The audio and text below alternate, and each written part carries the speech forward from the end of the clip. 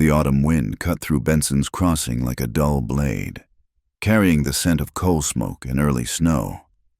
Eliza Hart pressed her gloved hand against the coach window, watching the Wyoming Territory unfold before her endless hills dotted with pine, rocky outcroppings that looked like God's own fortifications, and a sky so vast it made her chest tight with something between fear and wonder. "End of the line, miss," the driver called, his voice rough as the gravel road they'd traveled. "This here's Benson's Crossing." The town sprawled before her like a wounded animal, all crooked buildings and muddy streets.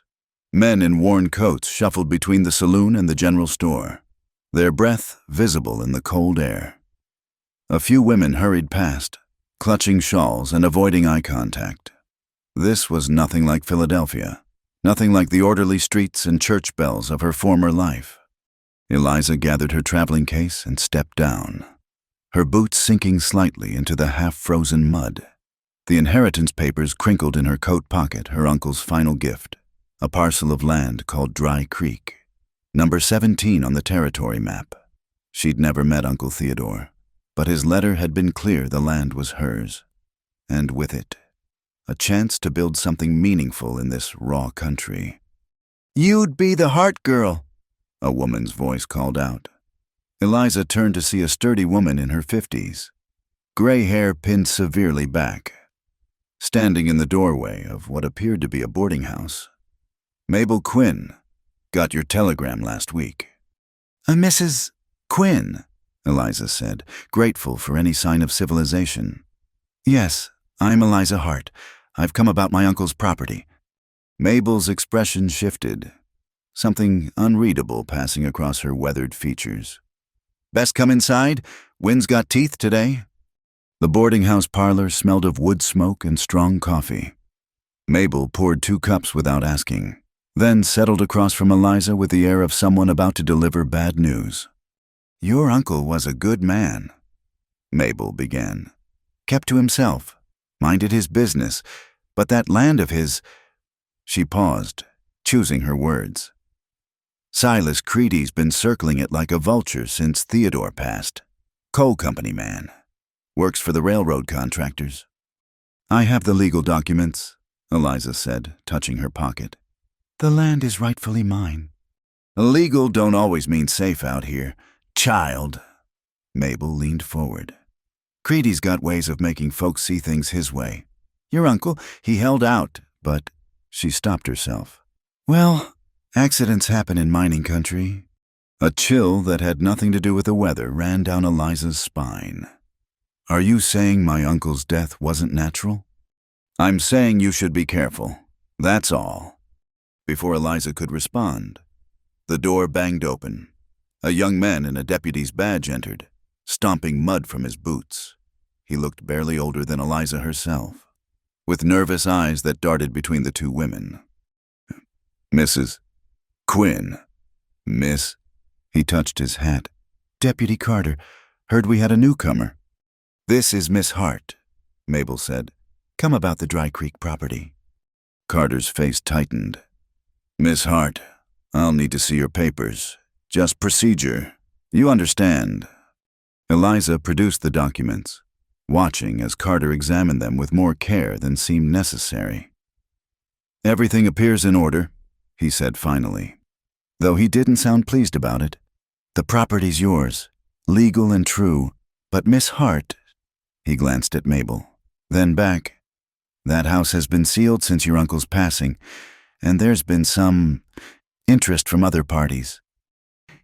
"Mr. Creedy, you mean," Eliza said flatly. Carter shifted uncomfortably.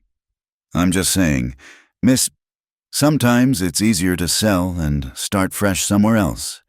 Safer, too. I didn't travel 2,000 miles to turn around at the first sign of difficulty. Deputy—" Something like respect flickered in his eyes. "No, ma'am, I don't suppose you did." An hour later, Eliza stood before her inheritance, the log house squatted against the hillside like it was trying to disappear into the earth. Boards were nailed across the door, and she could see old bullet holes pocking the walls, scars from some past violence. The barn beside it had partially collapsed, and the whole property had an air of abandonment that made her stomach sink. "Cozy," she muttered, setting down her case. She was prying at the boards with a piece of iron when she heard horses. 3 men approached, their mounts kicking up dust. The leader was well dressed for this rough country black coat. Silver watch chain, boots that had seen polish recently. Silas Creedy. She guessed, even before he spoke. "Miss Hart." His voice was smooth as oil. "Welcome to Benson's Crossing. I'm Silas Creedy. I understand you've inherited old Theodore's claim." "My uncle's property, yes." She kept her voice steady, though her hands trembled slightly. "Fine piece of land. Shame about Theodore, good man. Stubborn as a mule, though." Creedy dismounted, his men flanking him. One was young and mean-looking, hand resting casual-like on his pistol. The other was older, scarred, with dead eyes that made Eliza step back. "I'm prepared to make you a generous offer." Creedy continued. "Cash money, enough to set you up nice back east, or anywhere else you'd prefer. The land isn't for sale." Creedy's smile didn't waver, but something cold crept into his eyes. "Miss Hart, this territory isn't kind to women alone. Accidents happen, fires start, stock goes missing." He stepped closer, and Eliza smelled tobacco and something sour. "I'd hate to see a young lady like yourself come to harm over a patch of dirt." "Are you threatening me, Mr. Creedy?" "Warning you, out of Christian concern." He touched his hat. "Think on my offer. I'm not an impatient man, but winter's coming. Harsh season to be alone out here." They rode off, leaving Eliza standing in the yard, anger and fear warring in her chest. She wouldn't be driven off. She'd come here to build a school, to make something of herself beyond the narrow confines of Eastern society. But as she looked at the bullet-scarred walls, she wondered if she'd bitten off more than she could chew. That evening, she took a room at Mabel's and ventured into the saloon for supper, the only place serving hot food. The moment she entered, conversations stuttered and stopped. 20 pairs of eyes tracked her progress to a corner table. Well. One of Creedy's men, the young mean one, swaggered over, whiskey heavy on his breath. "The school marm from back east. Come to teach us ignorant folk our letters." "I've come to eat," Eliza said quietly. "I'd appreciate being left in peace." "Appreciate," he laughed. Ugly sound. "Hear that? Boys she'd appreciate." He leaned in close. "Out here, little girl. Appreciation don't mean spit. You'd best—" A hand fell on his shoulder. Not violent, just there heavy and solid as stone. Eliza looked up to see a man she hadn't noticed before. Tall, broad-shouldered, wearing buckskins gone soft with age. Dark hair hung past his collar, and his face was all angles and shadows in the lamplight. "Len," the newcomer said quietly. "You're done here." Len Ward tried to shake off the hand, face flushing. "This ain't your concern. Pike." Made it my concern. No threat in the voice, just fact. "Door's that way." For a moment, violence hung in the air like smoke. Then Len cursed and stumbled out, his pride wounded worse than if there'd been a fight. The man called Pike glanced at Eliza, gray eyes unreadable, then returned to his table without a word. "That's Jonah Pike," Mabel said later, as Eliza helped clear tables for her room and board. "Mountain man, comes to town maybe twice a year for supplies, keeps to himself up in the Bighorns." "He seemed capable." Mabel snorted. "That's one word for it. Man's got ghosts. They say, lost family in the war, then more to winter fever, lives alone with his guilt and his traps." She paused. "But he's honest. Can't say that about many around here." That night, Eliza woke to the smell of smoke. She flew to the window to see orange light dancing on the buildings across the way. Her uncle's barn, was ablaze. By the time she dressed and ran outside, half the town had gathered to fight the fire.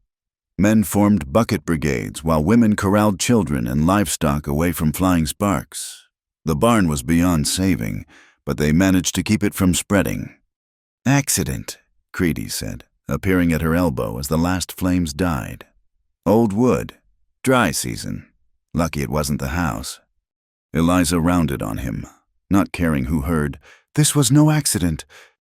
Careful with accusations. Miss Slander's a serious matter. His smile was sharp as broken glass. "Still, might be a blessing. Now you can take my offer and leave before anything worse happens." She wanted to slap him, to scream, to cry. Instead, she turned her back and walked to the smoking ruins. In the ashen char, something caught her eye, a metal box, partially buried. Her uncle's, hidden in the barn floor. Inside, wrapped in oilcloth, was a map, and beneath it, a note in shaky handwriting. "Don't sell. Under the dry creek runs warm water, more precious than coal, more precious than gold." Eliza clutched the paper, understanding dawning. This wasn't just about coal. This was about water in a dry land, about control of something vital. Her uncle had died protecting this secret. She looked up to find Jonah Pike watching from the crowd's edge. Their eyes met across the smoke and distance, and something passed between them, tight recognition maybe, or warning. Tomorrow, she decided, she would need a guide into the mountains, someone who knew the land, who couldn't be bought by Creedy, someone capable. The wind picked up, scattering ash like dark snow, and Eliza Hart stood among the ruins of her first night in Benson's Crossing, understanding at last that she was truly alone in a hard country. But she wouldn't run. Not from Creedy, not from fear, not from anything. The mountain man had already disappeared into the darkness, but she would find him come morning. She had to, because if her uncle's note was true, then this fight was just beginning, and she would need all the help she could get. Above, the stars wheeled in their ancient patterns, indifferent to the small human dramas below. But Eliza didn't need their blessing. She had her uncle's map, her own stubborn will, and now perhaps the first stirring of a plan. Dawn came cold and sharp to Benson's Crossing. Eliza stood outside the modest stable where Jonah Pike kept his horses when in town, her breath misting in the frigid air. She'd learned from the stable boy that the mountain man was preparing to leave for his territory in the Bighorns. "Mr. Pike," she called into the dim interior. He emerged from the shadows, leading a sturdy mountain horse already packed with supplies. In daylight, she could see him better weathered face, careful eyes, hands that moved with economy born of living where waste meant death. "Miss Hart." He didn't sound surprised. "Heard about your barn? I need a guide to Dry Creek, my property." She lifted her chin. "I can pay." "Can you?" He checked his horse's girth, not looking at her. "Money won't keep you warm when the snow comes. Won't stop a bullet either." "Then what will—" He finally met her eyes. Sense enough to leave. "I'm not leaving." Something shifted in his expression. Respect, maybe, or pity. "Figured as much. You got that look." "What look, Same one your uncle had, stubborn unto death." He paused. "I'll take you out there. Check the boundaries. Show you what's what. After that, you're on your own." "That's all I ask." They set out an hour later, Eliza on a borrowed mare that Mabel insisted she take. The town fell away quickly, replaced by rising hills thick with lodgepole pine and quaking aspen already turning gold. The trail was rough, barely more than a deer path in places. Jonah rode ahead, rifle across his saddle, moving like part of the landscape. He didn't speak much, but when he did, it was to point out things she needed to know where water ran even in drought. Which plants the horses could eat. How to read weather in the movement of clouds. "You don't talk like other mountain men," Eliza observed as they paused to rest the horses. "How many mountain men you know?" "Just you." She felt foolish. "I only meant you're educated." "Had schooling once, before the war." His voice went flat on the last word, and Eliza knew better than to push. They were following a creek bed when they heard voices. Jonah raised a hand, and they stopped. Through the trees came a group of Indians. Shoshone, Jonah murmured. 5 men on painted ponies, returning from a hunt with a deer slung between 2 horses. Eliza's hand went to the small pistol Mabel had insisted she carry. Every newspaper account she'd read, every sermon about savage dangers, crowded her mind. "Easy," Jonah said quietly. "They're neighbors, not enemies." The lead rider spotted them and called out something in a language Eliza didn't understand. Jonah responded in kind, his accent careful but clear. The tension eased, and the groups approached each other. 2 wolves, Jonah said in English, nodding to the elder who led them. "This is Miss Hart. She's taken the Dry Creek land." 2 wolves studied her with dark, intelligent eyes. When he spoke, it was in accented but clear English. "Theodore's niece." "Yes. Your uncle was a fair man. He understood the water." The old chief gestured to the younger men with him. "This is my grandson, Little Eagle. He speaks for us now in council." Little Eagle looked to be in his 20s, with a serious face and watchful manner. "The railroad men have been pushing west. They want the water rights." "Greedy," Eliza said. "Yes, he offers whiskey and lies." Disgust colored the young man's voice. "Says the law is with him." "The law should be with whoever holds legal claim," Eliza said. 2 wolves made a sound that might have been laughter. "Should be, yes." He said something in Shoshone to Jonah, who nodded gravely. After they parted, Eliza asked, "What did he say?" "He said you have your uncle's eyes, but not his wisdom yet." Jonah glanced at her. "Also said the ravens are gathering early this year. Bad sign." As if summoned, a group of ravens burst from the trees ahead, cawing harsh warnings. The horses shied, and Eliza fought to control her mare. When she looked up, Jonah had his rifle half raised, scanning the ridgeline. "What is it?" "Being watched." He lowered the rifle slowly. "Come on, we'll take the high trail." The new path was steeper, harder on the horses, but it gave them a view of the valley below. Eliza gasped at the vista mile after mile of untamed country, mountains rising like waves frozen in stone. It was beautiful and terrifying in equal measure. "There," Jonah pointed. "Dry Creek." The parcel looked small from this height, a pocket of relatively flat land where the creek bent.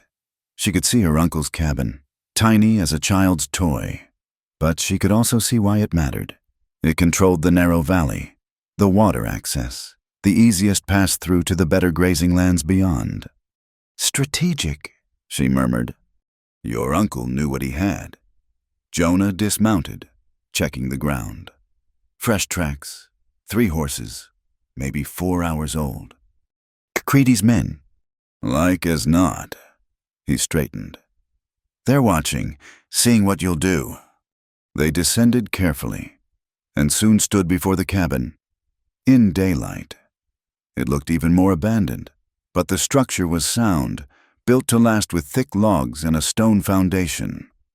"Help me with these boards," Eliza said. Together they pried away the planks, nailing the door shut. Inside was dusty but intact simple furniture, a cold fireplace, shelves with a few moldering books. Eliza ran her fingers along the spines, finding a Bible, some agricultural guides, and, surprisingly, a volume of Shakespeare. "Uncle Theodore had depths," she said softly. Jonah was examining the walls, running his hands along the logs. "Look here." He showed her marks carved into the wood dates, initials, what looked like surveyor's notes. "Your uncle was keeping records, water levels, maybe." A sound outside made them both freeze. Horses, several of them, approaching fast. Jonah moved to the window, peering through a crack in the shutters. 4 riders, Creedy's boys. Eliza's mouth went dry. "What do we do?" "See what they want," but stay behind me." They stepped outside to find Len Ward and 3 other hard cases arranged in a semicircle. Len's face still showed bruises from some recent fight, and his smile was mean. "Well, well, the schoolmarm and the hermit, cozy. You're on Miss Hart's property," Jonah said evenly. "State your business or move on." "Just being neighborly." Len spat tobacco juice near Eliza's feet. "Mister, Creedy wanted us to make sure the lady got settled in safe. Dangerous country for a woman alone." "She's not alone," Jonah said.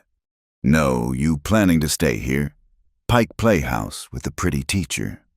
Len's companions chuckled. "Didn't think you had it in you anymore. Not after what happened to—" Jonah moved so fast Eliza barely saw it.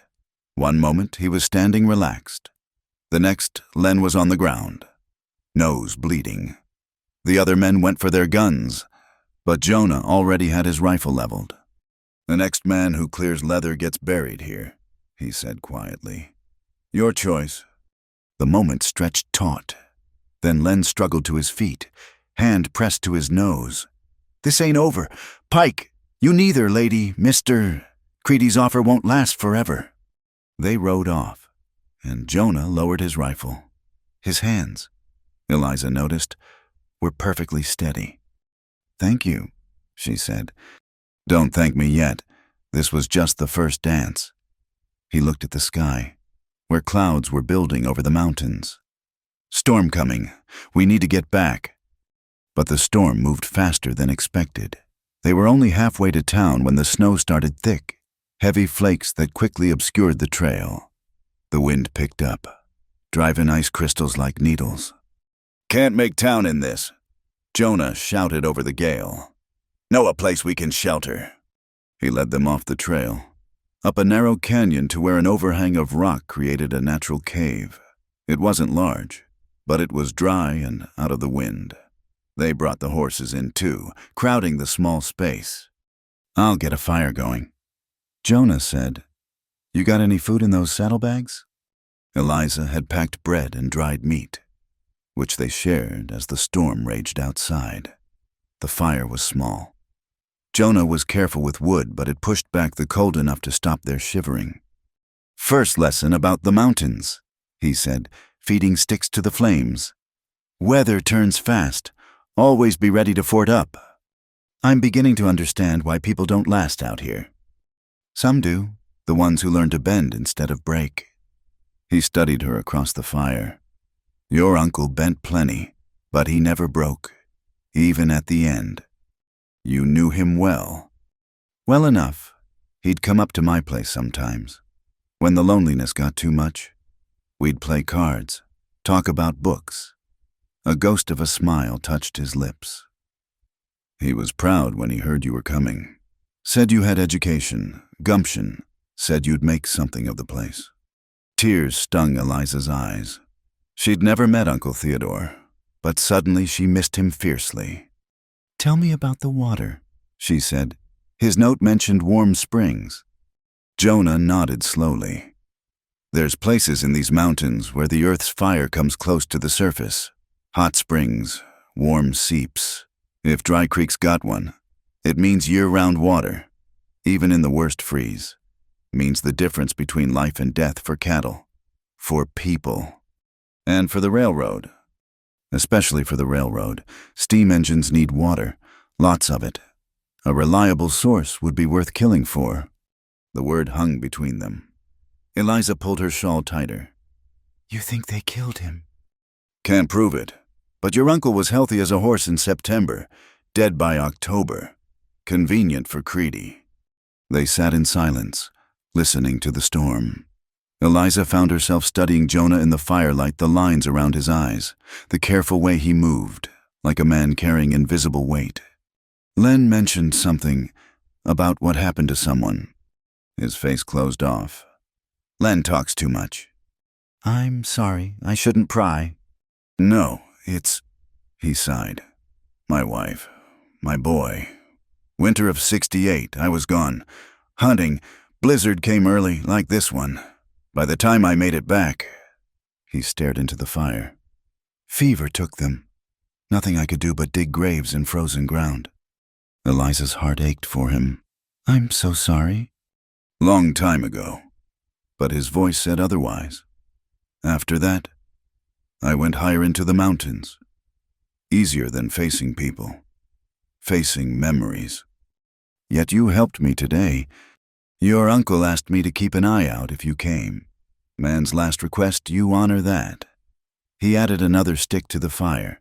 Besides, Creedy needs stopping. He's poison, spreading through this whole territory. The storm began to ease near dawn. They dozed fitfully, taking turns keeping the fire alive. When Eliza woke fully, gray light was filtering into the cave and Jonah was saddling the horses. Trail should be passable now, he said, but we need to move before it warms and everything turns to mud. They rode in companionable silence, both tired and cold, but somehow easier with each other. The shared night, the shared danger, had created a tentative bond. As Benson's Crossing came into view, Jonah spoke. You still planning to stay? Yes. Then you'll need to learn more than what I showed you yesterday. Shooting, riding, reading sign, winter's coming, and Creedy won't wait long to make his next move. Are you offering to teach me? He considered. Your uncle was my friend. I couldn't save him, but maybe I can help you hold what he died protecting. He met her eyes. If you're willing to learn. When do we start? Tomorrow. If this weather clears, bring warmer clothes and expect to work. I don't coddle students. They parted at Mabel's boarding house. As Eliza climbed the steps, exhausted but oddly exhilarated, she heard Mabel call from inside. That you, girl, thank the Lord. When that storm hit, I thought, well, never mind what I thought. You're here and whole. Eliza smiled, feeling something she hadn't expected in this hard place, the beginning of belonging. She had a teacher now. Strange as he was, she had knowledge of what lay beneath Dry Creek, and she had a growing certainty that Uncle Theodore's fight was now hers. Outside, snow began to fall again, gentle this time. Winter was indeed coming early to the Bighorn Mountains, but Eliza's heart was learning to bend without breaking, just as the mountain man had said. Tomorrow, her real education would begin. The morning sun barely penetrated the pine canopy as Eliza and Jonah made their way along Dry Creek. 2 weeks had passed since the storm, 2 weeks of hard lessons in mountain survival. Eliza's hands bore new calluses from handling reins and rifles, but her aim was improving, and she no longer flinched when Jonah corrected her grip. See how the water's running? Jonah dismounted, kneeling by the creek bed. Fast here, but look upstream, barely a trickle. Eliza studied the flow pattern. It's coming from somewhere else, not from the mountain runoff. Good eye. He seemed pleased. Your uncle figured it out too. Come on. They followed the creek bed higher, where it narrowed between granite walls. The horses picked their way carefully over loose stones. Then Eliza saw it where the creek should have been dry. Water seeped from beneath a pile of rocks, steaming faintly in the cold air. Warm springs. She breathed. Jonah was already examining the rock formation. Natural, or did someone pile these stones?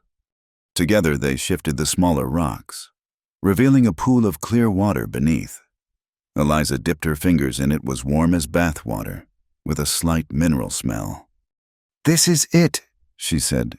This is what Uncle Theodore protected. A whistle pierced the air, a signal Jonah had taught her. Someone approaching. They quickly covered the spring and mounted up, moving into the shelter of the pines just as riders appeared below. 2 wolves led the group, along with Little Eagle and a young woman Eliza hadn't seen before. The chief raised his hand in greeting as Jonah emerged from cover. Pike, Miss Hart.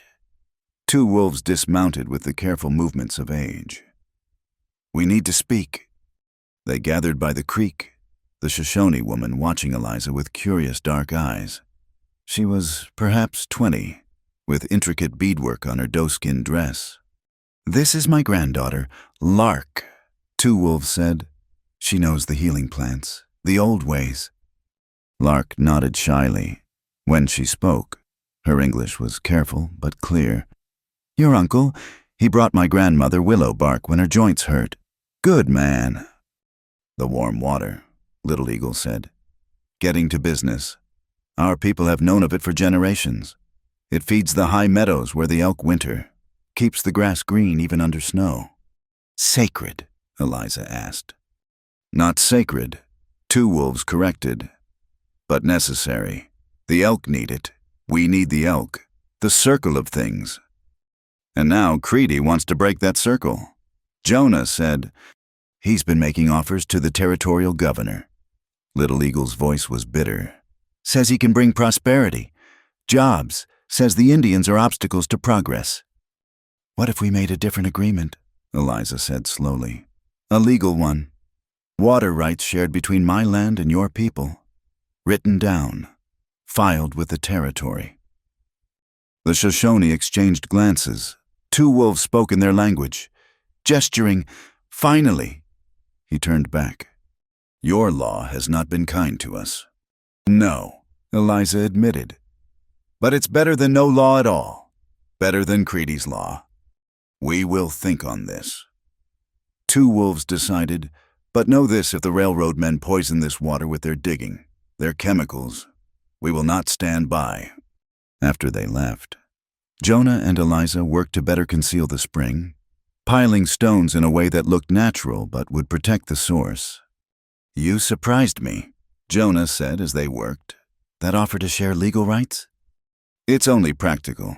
They were here first, and they'll fight to protect it. Better to have them as allies than enemies.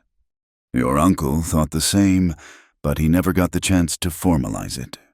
They were heading back when a glint of metal caught Eliza's eye. What's that? Jonah was off his horse instantly, rifle ready. Tucked behind a boulder was a surveyor's transit, its brass fittings still shiny. Fresh boot prints led away down the slope. They're mapping, Jonah said grimly. Getting ready to file claims. But I already own this land. Surface rights, mineral rights are different. And water rights, that's a whole other fight. Creedy's playing a long game. They followed the tracks until they spotted two men below, one carrying surveying chains. Eliza recognized neither, but their purpose was clear. We could run them off, she said. Could, but they'd just come back. Jonah thought for a moment. Better to let them think they're clever, but we follow. See exactly what they're marking. They shadowed the surveyors for hours, noting every measurement, every marker stake driven into the ground. The men were thorough, professional. This wasn't some haphazard claim jumping, but a calculated assault using the law itself as a weapon. As the sun peaked, the surveyors stopped for lunch near a distinctive rock formation. Their voices carried in the still air. Creedy wants the whole watershed mapped by week's end. One says once the railroad approves the route, we can file for eminent domain. What about the Hart woman? Boss says she'll sell or she'll regret it. Either way, we get the water. Eliza's hands clenched on her reins. Jonah touched her arm, shaking his head. Not yet. They were about to withdraw when horses approached from the east. Eliza's heart sank. Len Ward and 3 riders, all armed. But something was different. Len looked nervous, kept checking their back trail. You finish here, Len demanded of the surveyors. Nearly. Why the hurry? Trouble in town. That deputy's been asking questions, and the newspaper man from Cheyenne is sniffing around about land deals. So Creedy owns half the territory officials. Not all of them. And there's talk of federal marshals coming to investigate some murders down south. Boss wants everything legal-looking before they arrive. The surveyors packed quickly, and the group rode off. Jonah and Eliza waited until they were gone before emerging. Federal marshals. Eliza mused. That's interesting. Means Creedy's worried. Desperate men make mistakes. Jonah pulled up one of the survey stakes. We need to get to town. See what's stirring. They took a different route back, one that led past an abandoned mining camp. The buildings were falling in, overtaken by forest. But Jonah stopped at what had been the camp office. "Wait here," he said, disappearing inside. He emerged with a leather portfolio, dusty but intact. "Mining claims from the 60s. Your uncle asked me to hide these if anything happened to him." Eliza opened the portfolio carefully. Inside were original claims, surveys, and, crucially, a territorial water rights document from 1858 granting perpetual use of dry creek waters to whosoever holds title to sections 17 to 19 inches. "This predates everything," she breathed. "It's ironclad. If you can get it recognized. Creedy's got judges in his pocket. Then we need honest law." Eliza tucked the portfolio into her saddlebags. "You mentioned a newspaper man." "Sam Hutchins. Runs the Cheyenne Leader. He's been investigating railroad corruption, but he needs proof." They reached Benson's Crossing as shadows lengthened. The town seemed busier than usual, and Eliza spotted unfamiliar faces, the promised newspaper man. Perhaps. At Mabel's, they found the landlady in animated conversation with a thin man in spectacles and a city suit. Eliza, good timing. Mabel called. "This is Mr. Hutchins from Cheyenne. He's mighty interested in your uncle's story." Hutchins rose, extending his hand. "Miss Hart, I understand you've inherited some contentious property." "That's one way to put it." Eliza glanced at Jonah, who nodded slightly. "Perhaps we should speak privately." In Mabel's parlor, Eliza showed Hutchins the water rights document. His eyes widened behind his spectacles. "This is exactly what I need. Proof that Creedy's trying to steal legitimately owned water rights." He leaned forward. "Miss Hart, would you be willing to go on record? It's dangerous. Creedy has a long reach. My uncle already paid the ultimate price for this land. I won't dishonor his memory by backing down now." Hutchins took notes as Eliza told her story, the threats, the barn burning, the surveyors. Jonah added his observations about the systematic pattern of intimidation. "I'll need corroboration."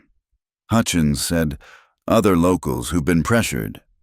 "The Shoshone," Eliza said. "They've been pushed off their traditional grounds." "Indians don't make credible witnesses in territorial courts," Hutchins said apologetically. "It's not right, but it's reality." "Then we change reality," Eliza said firmly. "One story at a time." A commotion outside interrupted them. Through the window, they saw Deputy Carter facing down Len Ward and several riders in the street. "Can't just ride in here making threats," Carter was saying. "Ain't threats, Deputy. Just passing on a message. Tell the newspaper man to head back to Cheyenne if he values his health."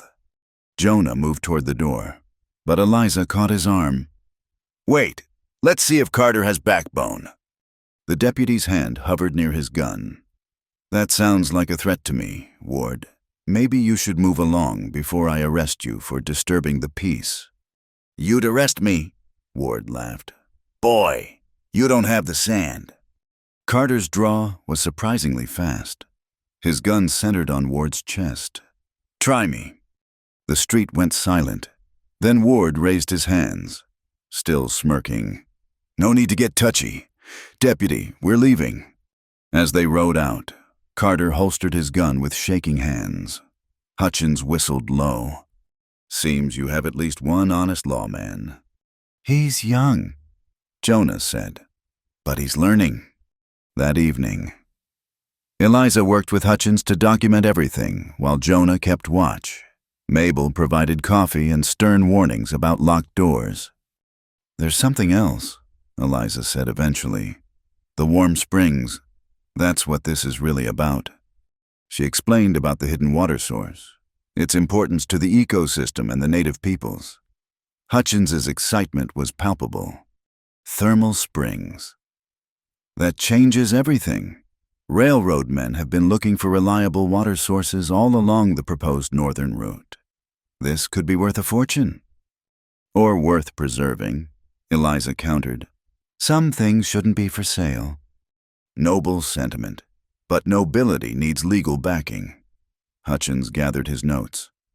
I'll file this story tomorrow, but we need more. Other victims, financial records, anything showing Creedy's corruption. I might know someone, Jonah said quietly. Man who used to work for Creedy, quit when things got too dirty, lives up past Granite Peak now. Can you find him? If he wants to be found. They agreed to meet again in 3 days. Hutchins would work his contacts in Cheyenne while Jonah sought out the former employee. Eliza would maintain her normal routine, giving no sign they were building a case. As the meeting broke up, Lark appeared at the door. She'd traded her doeskin for a simple calico dress, blending with the town's inhabitants. Miss Hart, my grandfather sends word. We accept your offer. Shared water, shared responsibility. Eliza felt a surge of hope. Tell Two Wolves I'm honored by his trust. Also warning, Creedy's men killed elk near the sacred pools, left them to rot. This is declaration of war. The hope curdled into fear. When? This morning, while you were gone. Lark's eyes were hard. My people are angry.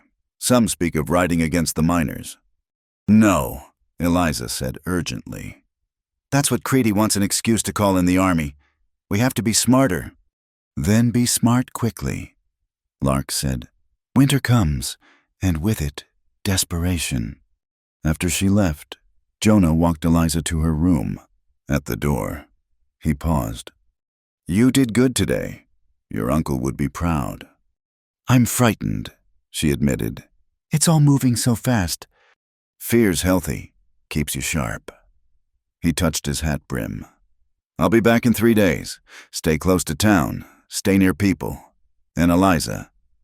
Yes. Trust your instincts. They're better than you know.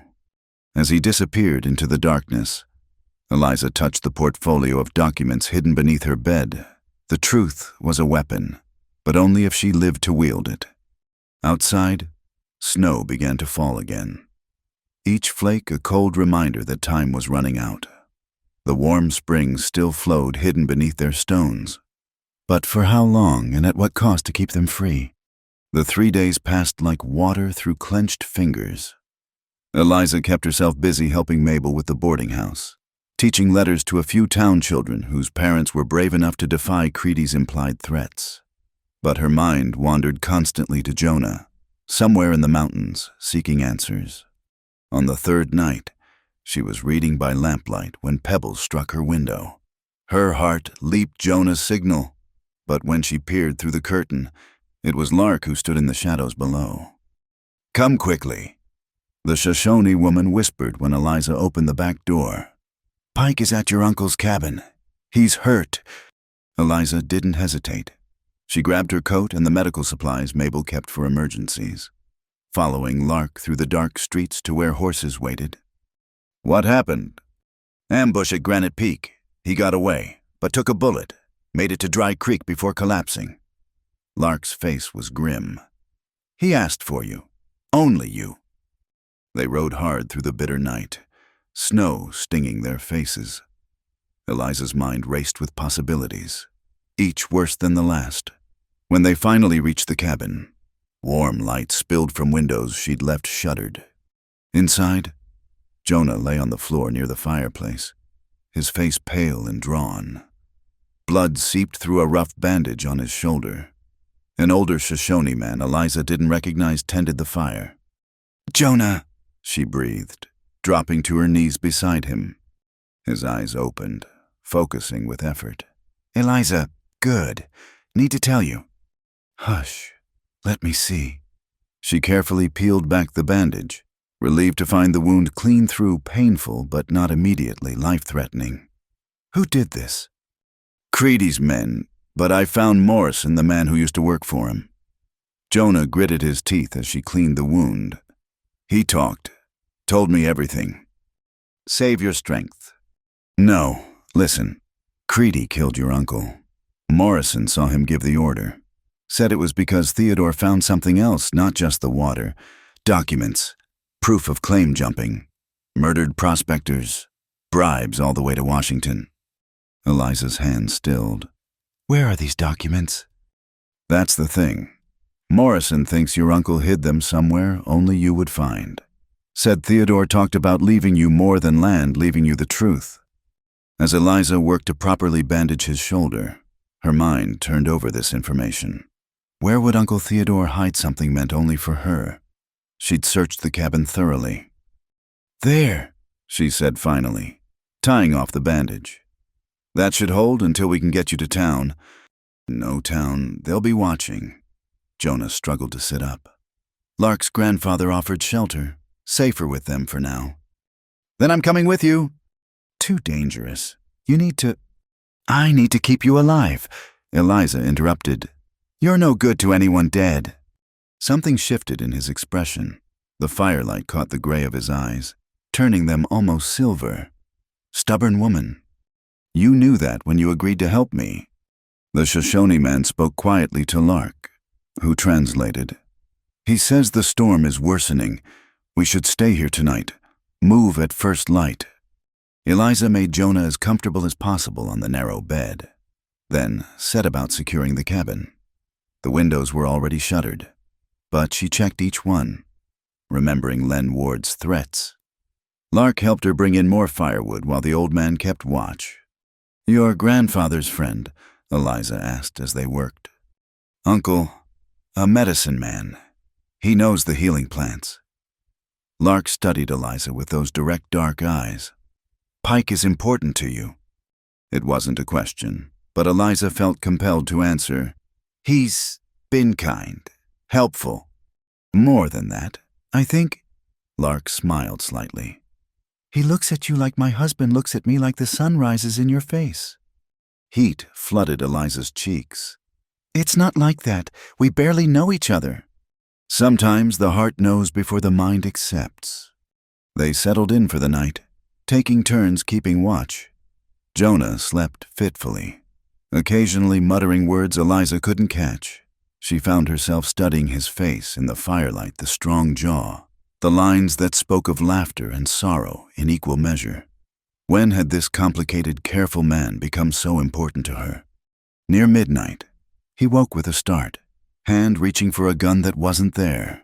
Eliza caught his wrist gently. It's all right, you're safe.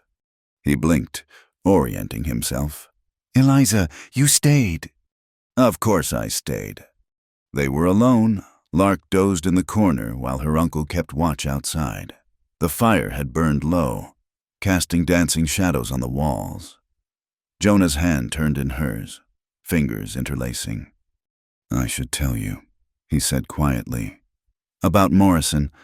What else he said? In the morning. Rest now. No, you need to know. Creedy's planning something big. Railroad contract's almost signed. Soon as it is, he'll move against everyone who opposed him. You, the Shoshone. Anyone who knows the truth. Then we stop him first. It's not that simple. He's got powerful friends, and you... He stopped, jaw tightening. What? You could leave. Should leave. Take the newspaperman's story to Denver. Let bigger law handle this. And abandon everything my uncle died for, abandon you. The last words slipped out before she could stop them. The silence stretched between them, heavy with unspoken things. Then Jonah shifted, grimacing at the movement. Come here. Eliza hesitated. Your shoulder is fine. Come here. She moved carefully to sit beside him on the narrow bed. This close, she could see the fever-bright intensity in his eyes, feel the warmth radiating from his body. I'm going to tell you something, he said, and you're going to listen without interrupting. Can you do that? She nodded, not trusting her voice. When I lost Mary and James, I thought I'd never feel anything again. Easier that way. Safer. For 7 years. I've lived half dead in these mountains, going through motions. His free hand lifted, fingers ghosting along her cheek. Then you showed up with your Eastern manners and your stubborn courage, refusing to bend to men like Creedy, making me remember what it felt like to care about something beyond my next meal.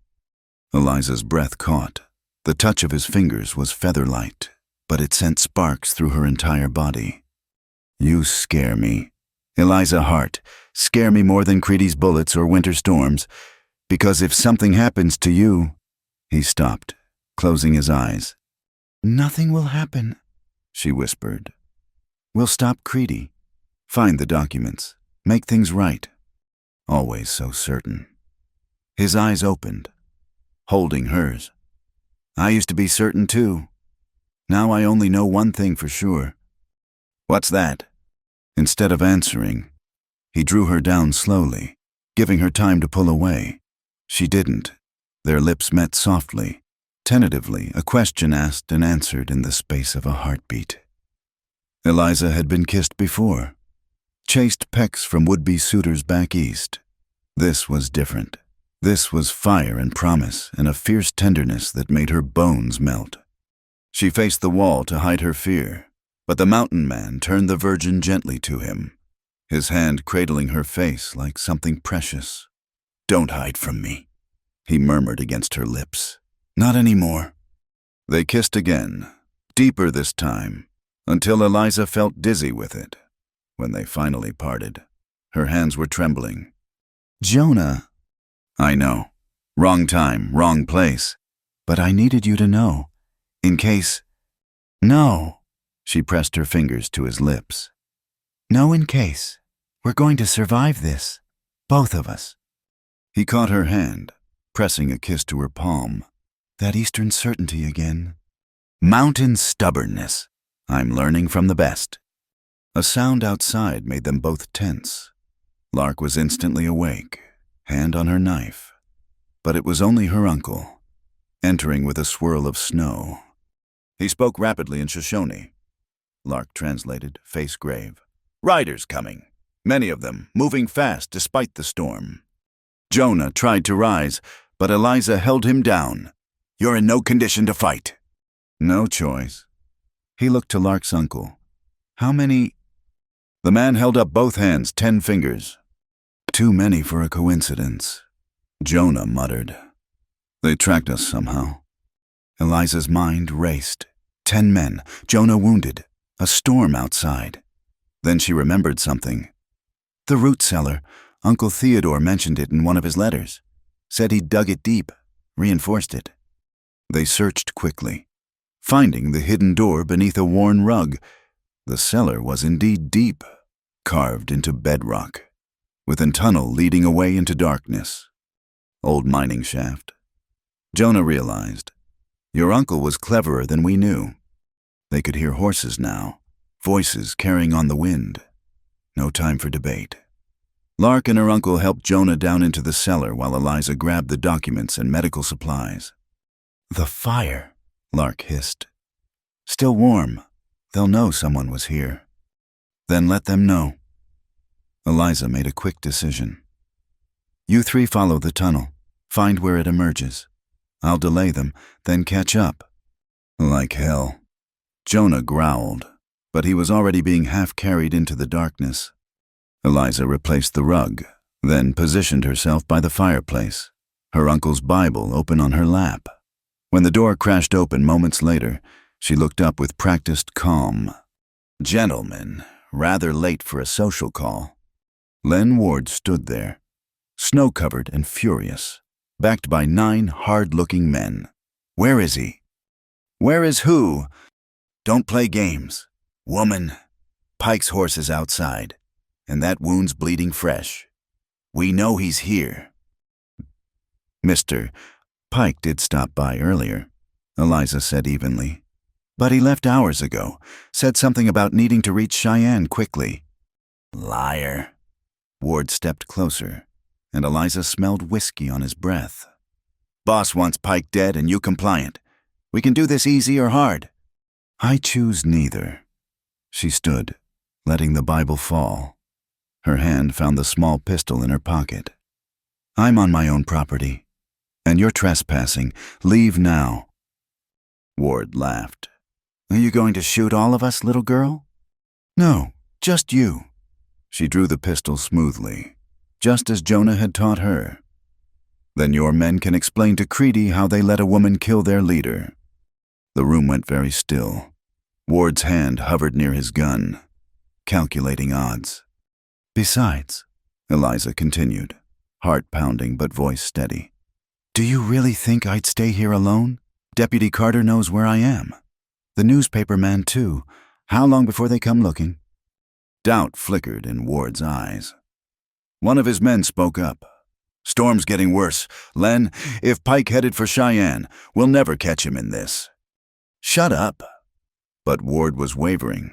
The barrel of Eliza's pistol hadn't wavered an inch, and something in her eyes said she'd pull the trigger if pushed. Search the place, he ordered finally. Every corner. They tore through the cabin, but the rug concealing the cellar door was old and unremarkable. After 20 minutes of fruitless searching, Ward had to admit defeat.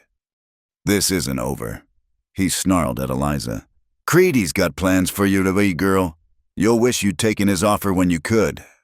Tell Mr. Creedy I have plans of my own, Eliza replied. Now get out of my house.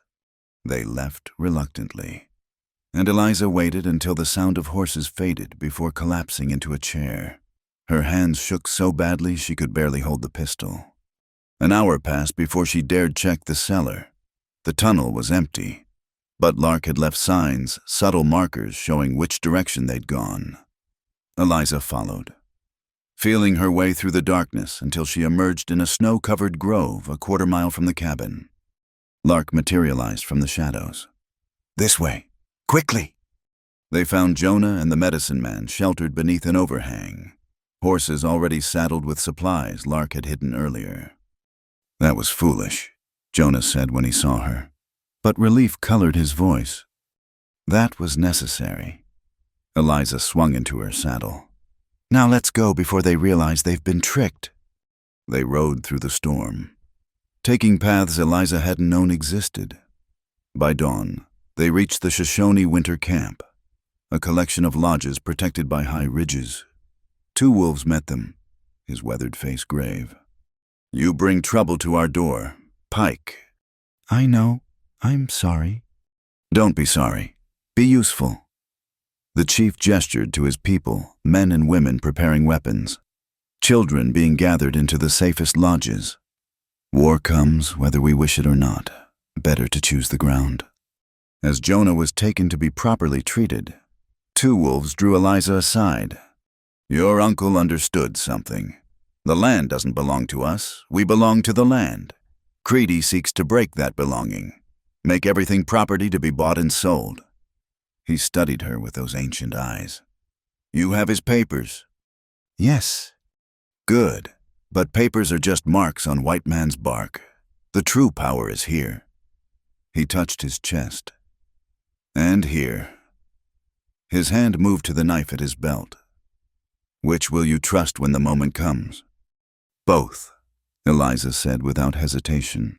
Law backed by strength, strength guided by law. Two wolves smiled. Perhaps you have learned wisdom after all. Come, there is much to prepare, and little time to do it. As the sun climbed higher, burning off the storm clouds, Eliza looked back toward Benson's Crossing, somewhere out there. Creedy was planning his next move, but she was done being reactive, done being afraid. The warm springs still flowed beneath Dry Creek, and with them flowed the hope of justice if she was strong enough to grasp it. Dawn broke gray and bitter over Benson's Crossing. Eliza sat in Mabel's kitchen, spreading out the documents she'd gathered her uncle's papers, Morrison's testimony that Jonah had written down before the ambush, and the old water rights. Sam Hutchins studied each piece with the intensity of a man who smelled a story that could make his career. This is damning, he said quietly. But we need more. Morrison's word alone won't stand up in court, not against Creedy's lawyers. Then we find more witnesses. Eliza had slept little, her mind churning with plans. There must be others who've seen what Creedy does. Deputy Carter sat across from them, looking younger than ever in the morning light. Most folks are too scared to talk. Those that aren't, he didn't need to finish. They knew what happened to those who opposed Silas Creedy.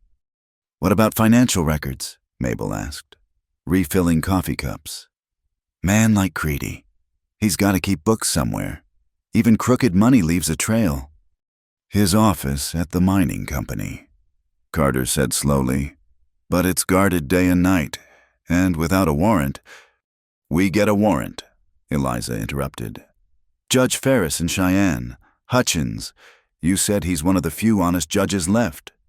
Honest but cautious. He'll want probable cause, solid evidence before sticking his neck out. A commotion outside drew their attention. Through the window, they saw a crowd gathering near the church. Eliza recognized the preacher, Reverend Dawson, standing on the steps addressing the townspeople. Time of choosing, his voice carried. The Lord sets before us good and evil, righteousness and sin. There are those among us who would corrupt our young women, who consort with heathens and mountain devils. Oh, Lord, Mabel muttered. Here we go. Eliza felt heat rise in her cheeks. The preacher was talking about her, about Jonah. She stood, but Hutchins caught her arm. Don't give him ammunition. This is Creedy's play. Turn the town against you. Make you a pariah. Then I'll give them something else to talk about. Eliza pulled free and strode outside, head high. The crowd turned as she approached. She saw familiar faces. The baker who'd been friendly last week now wouldn't meet her eyes. Mothers pulling their children closer. But she also saw doubt in some expressions, uncertainty. Reverend? She called out, voice clear and carrying. I hear you're concerned about corruption and sin. So am I. That's why I'm standing before you all today with truth. Dawson's face flushed. Woman, you should be silent in matters of... My uncle was murdered. The words fell like stones into water, rippling through the crowd. Theodore Hart was killed because he wouldn't sell his land to Silas Creedy, because he knew what Mr. Creedy planned to steal water rights, to poison the land with uncontrolled mining, to destroy everything decent folks have built here. Lies. This from one of Creedy's men at the crowd's edge. The Hart woman spreads lies to cover her own shame. Then let's have truth. Eliza shot back. Let's open the books, examine the records. Let's ask why good men keep dying when they oppose the mining company. Let's ask where your promised prosperity is. Reverend, how many of Creedy's silver pieces did it take to buy your sermons? Dawson went white. How dare you? I dare because someone must. She turned to address the crowd directly. I came here to build a school, to teach your children. Instead, I've found a town in the grip of fear, where speaking truth is called sin and asking questions brings violence. Is this the legacy you want to leave? An older woman stepped forward, Mrs. Garrett, whose husband ran the feed store. My Ben won't say nothing, but I will. Creedy's men came last month. Said we'd lose everything if we didn't sign over our back pasture. Said accidents happen to stubborn folk. Lies! The Creedy man shouted again, but other voices were rising now. Same thing happened to us, called out a farmer. Threatened to dam up the creek if we didn't sell cheap. My brother disappeared after he refused to work the unsafe shafts. Another added. They said he ran off, but his wife never believed it. The crowd's mood was shifting, fear giving way to anger. Eliza felt the dangerous electricity in the air. Enough, Reverend Dawson raised his arms. Return to your homes. The sheriff will deal with lawbreakers and troublemakers. What sheriff? Eliza asked. The one who hasn't been seen in 3 months, or the deputies Creedy pays to look the other way? More shouting erupted. In the chaos, Eliza noticed riders approaching fast from the east. Her heart sank as she recognized Creedy himself, flanked by a dozen armed men. Well, well. Creedy's voice cut through the noise like a blade. Quite the gathering. Reverend, I thought we agreed about maintaining public order. Dawson stammered something, but Creedy had already dismissed him, his cold eyes fixed on Eliza. Miss Hart, stirring up trouble again. I see. These good people don't need Eastern agitators filling their heads with nonsense. Is it nonsense that my uncle died after refusing to sell to you that Morrison saw you give the order? A muscle twitched in Creedy's jaw. Morrison's a drunk and a liar. No one believes a word he says. Then you won't mind if he testifies under oath. Morrison's gone. Creedy smiled thinly. Left the territory yesterday. Or so I heard. Weak men often run when their lies catch up to them. Eliza felt ice in her veins. Morrison was dead, she was certain of it. Another witness silenced. Now then, Creedy continued, addressing the crowd. I've been patient with Miss Hart, understanding her grief over her uncle's natural passing, but spreading malicious rumors. Inciting disorder, these are serious matters. Deputy Ward. Len Ward pushed forward, a badge now pinned to his vest. Acting Sheriff, by territorial appointment. Miss Hart, you're under arrest for disturbing the peace and seditious speech. You can't be serious, Carter protested, stepping forward. On whose authority? Telegram from the territorial governor this morning. Ward said smugly, appointing me until proper elections. Your services are no longer required. Carter. This is illegal, Hutchins said loudly. I'm a journalist from Cheyenne, and You'll get on your horse and ride out, Creedy interrupted. Or you'll share a cell with Miss Hart. Choice is yours. The crowd was silent now, cowed by the show of force. Eliza saw her support evaporating like morning mist. But then a new voice spoke from behind Creedy's men. Seems like a lot of fuss over one woman's words. Jonah sat his horse at the street's far end, rifle across his saddle. He looked pale but steady, and he wasn't alone. Two wolves flanked him on one side, Little Eagle on the other. Behind them, a line of Shoshone warriors sat silent and watchful. Pike, Creedy's voice was carefully neutral. This is town business. No concern of yours. Made it my concern when you sent men to kill me. When you threatened people under my protection. Jonah's gaze never left Creedy. Let her go. Or what, you'll start a war, Creedy laughed. The army would thank me for the excuse to clear out the remaining hostiles. No war. Two wolves spoke. Only justice. We've come to file legal claim on the water rights, as Miss Hart suggested. Partnership between her land and our traditional use. Indians can't file legal claims, Dawson sputtered. They can if they're represented by a landowner, Hutchins said, understanding dawning. It's an old law, but still valid. Creedy's face darkened. Clever, but it won't matter if Miss Hart's in jail, or if she has an unfortunate accident while trying to escape. Then I guess she better not go to jail. Jonah shifted slightly, and suddenly the morning sun glinted off rifle barrels, not just the visible warriors, but positions on rooftops, in windows. The town was surrounded. You wouldn't dare, Ward blustered, but his hand trembled near his gun. Try me, Jonah said simply. The standoff stretched taut, then Mabel Quinn marched into the middle of it all, shotgun in her hands. Enough of this foolishness, she declared. Len Ward, you're a bully and a fool, and that badge don't change it, Mr. Creedy. You've bled this town long enough. And Reverend, you should be ashamed, selling your pulpit for silver. Mabel. Creedy's voice was dangerous. You're making a mistake. No, I'm fixing one. She looked around at the townspeople. We've all been cowards, letting fear rule us. But look, one girl from back east has more courage than the lot of us combined. Are we going to let her stand alone? One by one, others stepped forward. Carter, his own gun drawn now. The baker, the farmer who'd spoken earlier, Mrs. Garrett and her husband. Not everyone, many still hung back, but enough. Enough to show that the tide was turning. Creedy's jaw worked. He was outnumbered, and worse, he was losing control of the narrative. This isn't over, he said finally. There are laws, procedures. You can't just... Speaking of laws, Hutchins interrupted. I've been documenting everything said here today. Every threat, every admission. It'll make fascinating reading in tomorrow's paper.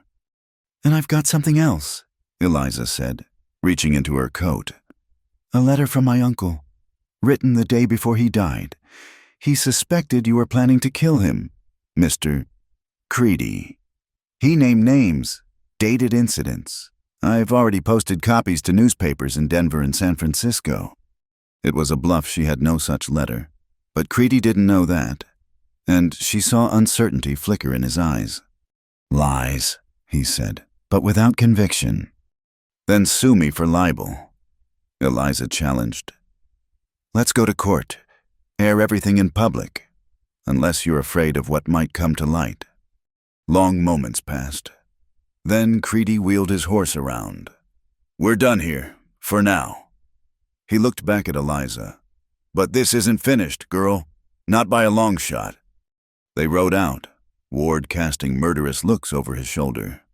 As soon as they were gone, the tension broke. People began talking all at once, fear and excitement mixing in equal measure. Jonah dismounted carefully, favoring his wounded shoulder. Eliza wanted to run to him but held back, aware of watching eyes. "That was foolish," she said when he approached. "You're in no condition." "Had to be done." He looked around at the dispersing crowd. "Creedy won't take this lying down. He'll regroup, come back harder." "Then we'd better be ready." She turned to Hutchins. "How fast can you get that story out?"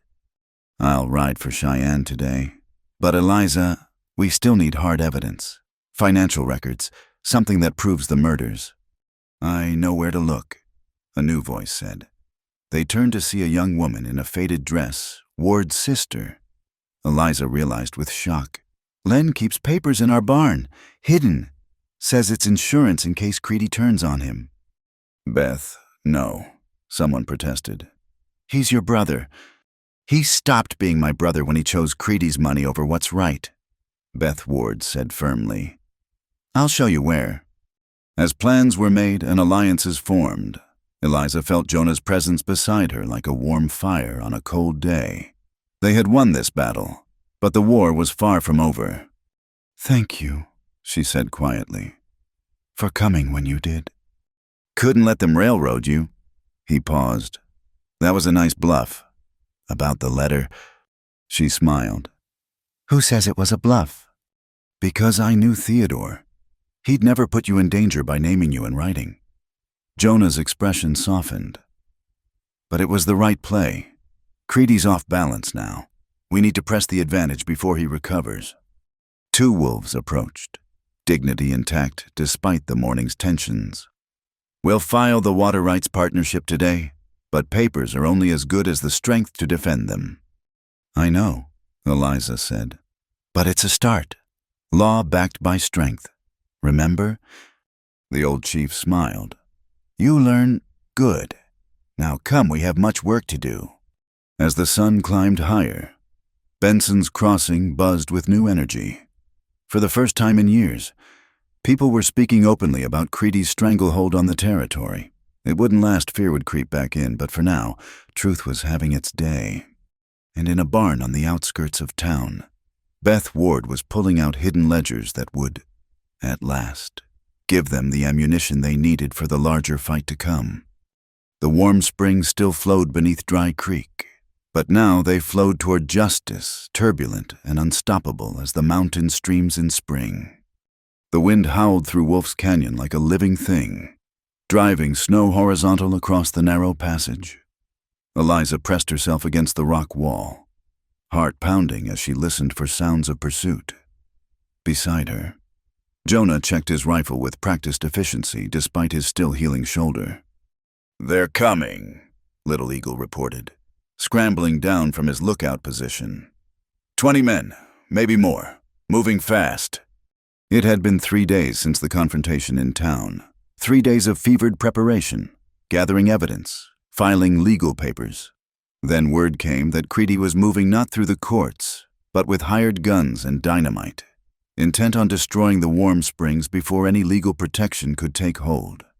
"How far?" Jonah asked. "An hour, maybe less." Eliza looked at their small group herself. Jonah, Little Eagle, and 6 Shoshone warriors. 2 wolves had taken the elders and children deeper into the mountains, leaving only those who could fight.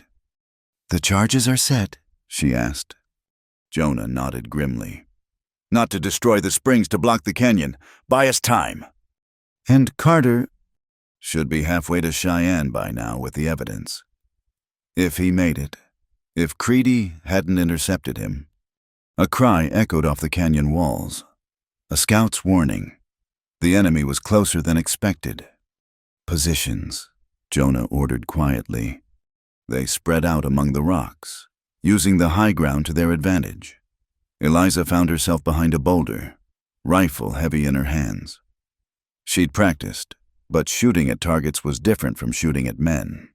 "Remember," Jonah said, suddenly beside her, "you don't have to kill, just make them think twice about advancing." "And if they don't think twice?"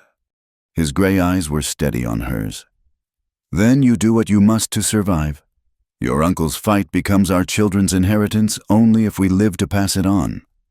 Before she could respond, he was gone, melting into the shadows between the rocks. Eliza touched the spot where he'd been, drawing strength from the lingering warmth. The first riders appeared at the canyon mouth, dark shapes against the swirling snow. Len Ward led them, his face set with grim purpose. Behind him rode men Eliza didn't recognize, hired guns from the territories, faces hard and eyes empty. "Hart," Ward's voice boomed off the walls. "We know you're up there. Come down peaceful-like. Sign over the rights, and nobody has to die." Eliza stayed silent, as Jonah had instructed.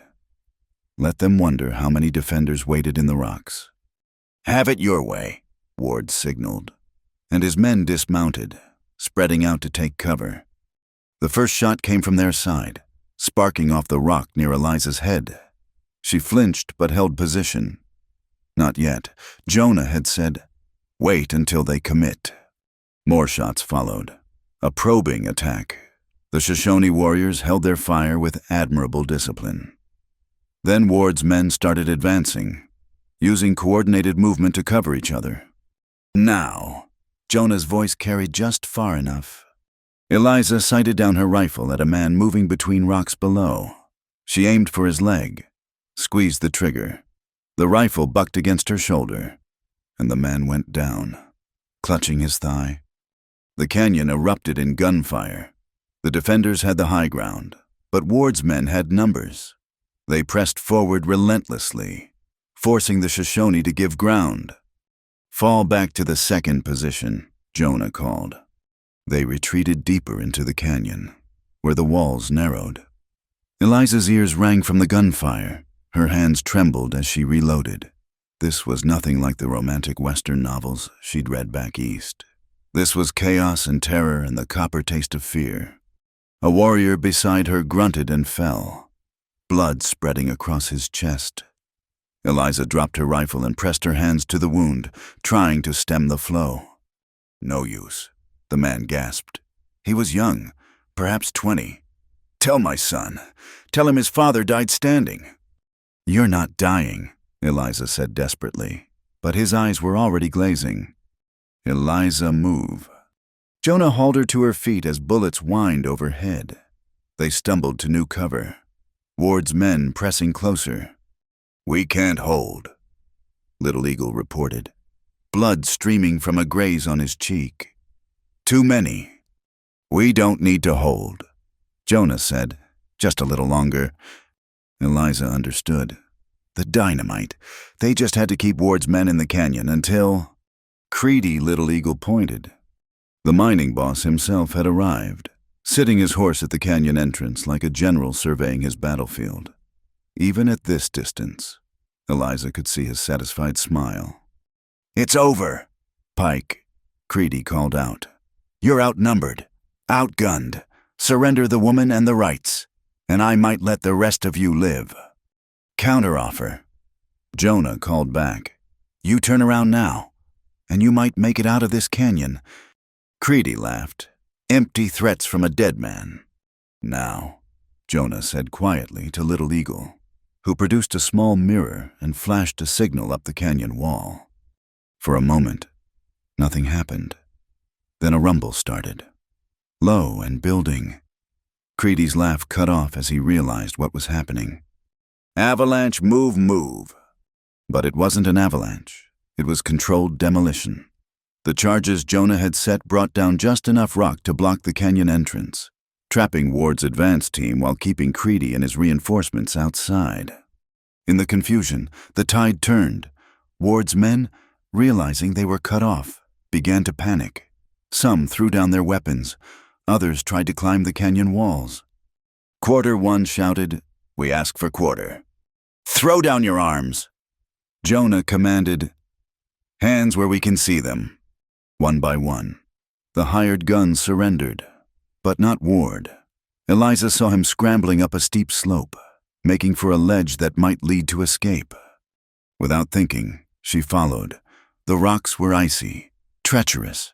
She slipped, caught herself, kept climbing. Ward was just ahead now, turning as he sensed pursuit. "You—" His face twisted with rage. "This is all your fault." He raised his pistol, and Eliza knew she wouldn't be able to bring her rifle to bear in time. Then another shot rang out. Ward's gun spun from his hand, and he clutched his wrist, howling. Deputy Carter stood on an opposite ledge, smoking rifle in hand. "Thought I'd double back when I saw Creedy's mob heading this way." He called, "Hope you don't mind the help." Ward made a desperate lunge for Eliza, perhaps thinking to use her as a shield. She sidestepped, using his momentum against him. For a moment, he teetered on the edge, arms windmilling. Then he fell, screaming, into the canyon below. The scream cut off abruptly. Eliza stood frozen, staring at the spot where Ward had been. She'd killed a man, not with a bullet, but with her actions. The reality of it hit her like a physical blow. "Eliza," Jonah's voice, gentle, his arms around her, turning her away from the edge. "It's done. You're safe." "I didn't mean he was going to—" "I know." He made his choice. He held her as she shook, murmuring words she couldn't quite catch over the roaring in her ears. When she finally pulled back, the canyon had gone quiet. The surviving attackers sat under guard, weapons piled nearby. Creedy and his remaining men were visible beyond the rockfall, milling in frustration. "Pike," Creedy's voice carried over the barrier. "This isn't over. You hear me? I'll bring an army if I have to." "Bring whoever you like," Carter called back. "But you might want to read tomorrow's newspaper first. Hutchins made it to Cheyenne. Your financial records are front-page news. The territorial governor's calling for an investigation." Even from a distance, they could see Creedy go rigid. Then, without another word, he wheeled his horse and rode away, his remaining men trailing behind. "Think he's done?" Eliza asked. "No," Jonah said. "Men like Creedy don't give up, but he's wounded now, politically and financially. It'll take time for him to regroup." They made their way down to the canyon floor. 2 Shoshone warriors had died, along with 6 of Ward's men. It seemed a high price for a piece of paper, for the right to water that had flowed free since time began. As if reading her thoughts, 2 wolves appeared from the rocks. Eliza hadn't even known he was there. "You grieve for the enemy?" the old chief asked. "I grieve for the waste," Eliza said. "All this death, for what greed?" "The white man's sickness," 2 wolves agreed. "But you fought to heal it, not spread it. That matters." They spent the rest of the day dealing with the aftermath. The captured gunmen were tied and marched to town, where Carter would hold them for territorial marshals. The dead were wrapped and prepared for burial. As sunset painted the canyon walls red, Eliza found herself alone by the hidden spring. The warm water still bubbled up, oblivious to the blood spilled in its defense. "My uncle died for this," she said when Jonah joined her. "Others died today. Will it ever be enough?" "Your uncle died for the principle," Jonah corrected gently. "For the idea that some things shouldn't be bought or sold. That's worth defending." "Is it worth killing for?" He was quiet for a moment. I have asked myself that question every day since the war. All I know is, sometimes not fighting is worse than fighting. Sometimes standing aside is its own kind of evil. Eliza dipped her fingers in the warm water, watching ripples spread. I keep seeing Ward's face as he fell. That'll fade. Not disappear, but fade. Jonah covered her hand with his. You did what you had to do. No shame in surviving. Surviving. She turned the word over. Is that all we're doing? No. His thumb traced circles on her hand. We're building something. You and the Shoshone. This agreement, it's a new way. Maybe others will see it, try it themselves. Maybe that's your uncle's real legacy. A cry went up from the camp. Not alarm, but celebration. Riders approaching from the east, carrying torches against the gathering dark. It was Hutchins, exhausted but triumphant, accompanied by 2 federal marshals and a judge from Cheyenne. Miss Hart, Hutchins called out. We did it. Judge Ferris issued an injunction against any interference with the water rights, and these gentlemen have warrants for Creedy's arrest. On what charges? Eliza could hardly believe it. Fraud, bribery, conspiracy, and suspected murder.